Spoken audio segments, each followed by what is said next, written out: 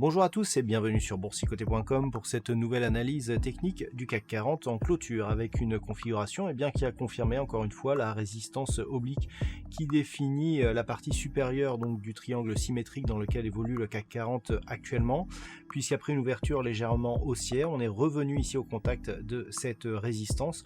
On l'a testé avant de clôturer juste sous ce niveau, puisqu'à 5042,98, le CAC 40 regagne ce soir 1,4% par rapport à la clôture de la séance précédente. Donc on commence à voir ici une alternance de bougies dont les corps sont à peu près de volatilité équivalente, donc une configuration qui s'apparente à une suite de notes de piano. Donc c'est une configuration dans un aspect, je dirais, peu directionnel qui nous donne peu d'informations. Ce que l'on peut retenir par contre, c'est la multiplication des tests ici sur cette zone de résistance. En général, une zone oblique qui est testée de plus en plus souvent est une zone oblique qui va céder. On devrait, je dis bien, connaître une rupture haussière ici de cette configuration par le haut après cette tentative ici qui s'est soldée par un échec. Du point de vue des indicateurs techniques, nous sommes dans une configuration très hésitante. Ici, les histogrammes du MACD sont alternativement positifs ou négatifs. Ils sont très proches ici de leur zone d'équilibre, donc aucune indication possible sur cet indicateur. Le RSI est lui tout à fait neutre et oscille autour de sa zone 50. Du point de vue des volumes, on a des volumes qui sont supérieurs à la moyenne sur cette séance qui est haussière, mais qui est toujours donc des volumes qui sont toujours inférieurs à ce que l'on avait ici sur la séance précédente qui était baissière. Donc ça se joue à peu de choses, mais on a toujours plutôt une prédominance des volumes sur les séances baissières par rapport aux séances haussières. Donc clairement, on a une configuration ici, donc cette multiplication ici des zones de points hauts qui se font sur cette résistance montre que effectivement une pression est en train de s'exercer sur cette résistance, que cette pression à force d'augmenter elle devrait céder, mais c'est en tout cas ce que nous dit le chartisme. Alors si tel était le cas, donc plusieurs zones d'objectifs, déjà la zone d'objectif que nous avons ici sur ce point haut significatif, ici proche des 5130 points, et en cas de rupture ici de ces deux niveaux, et bien l'objectif de retour ici sur la zone des 5213 qui correspond ici au point haut significatif qui avait été marqué ici à la fin de cette dernière dynamique haussière de rebond post-crise sanitaire, en tout cas d'un point de vue boursier, puisqu'on a vu ici cette forte hausse, et depuis donc on est totalement ici on évolue totalement dans cette zone qui sont définies donc par cette zone oblique baissière dont on a vu hier que une option de repositionnement était possible, et cette zone ici de support définie par 3 points significatifs. Donc ce triangle symétrique est normalement une figure de continuité, ce qui irait là aussi vers une validation de cette figure par une sortie haussière. Par contre, comme je vous l'ai indiqué hier, plus on va se rapprocher de la fin de cette configuration, à savoir ici l'intersection donc du support et de la résistance, plus cette figure va s'affaiblir et aura tendance à s'invalider, sachant que une sortie proche ici de la zone de pointe en général ne recoupe pas la pointe. Donc si on a une cassure ici à la baisse, il y a très peu de probabilité pour qu'on revienne ici couper cette pointe, et idem si on sort à la hausse, il y a très peu de possibilités que l'on repasse ici sur cette configuration avant ici que les zones se croisent.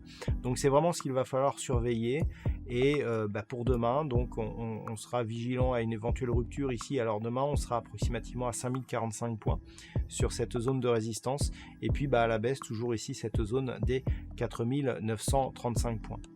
Alors je voulais revenir aussi sur la vue en 4 heures qui nous donne pas mal d'informations, donc des informations supplémentaires à la vue en daily, simplement pour vous montrer que on était vraiment sur une phase de test de cette zone.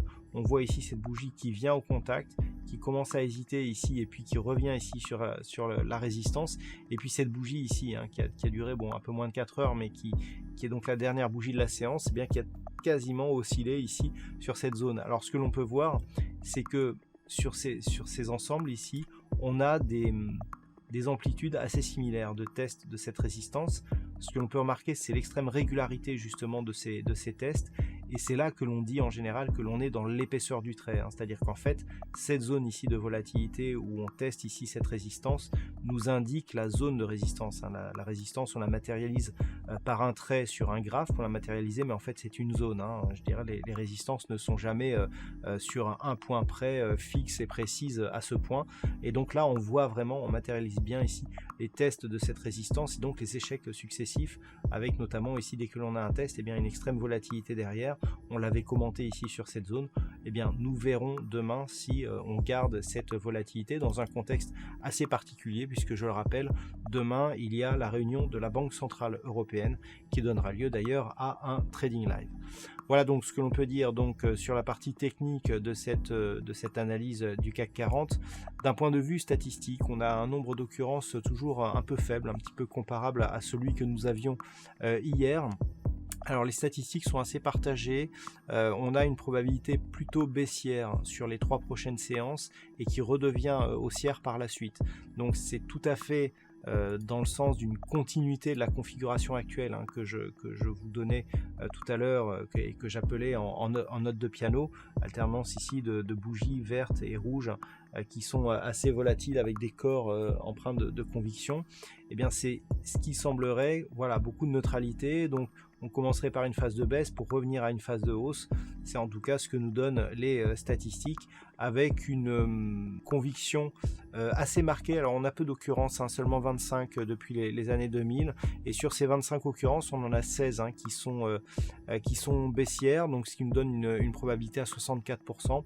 Voilà, donc à savoir, sachant que cette baisse, en tout cas d'un point de vue des statistiques, selon les configurations antérieures similaires, eh bien, pourrait ne pas être durable. Voilà donc ce que l'on peut dire sur cette configuration technique du CAC 40 en clôture.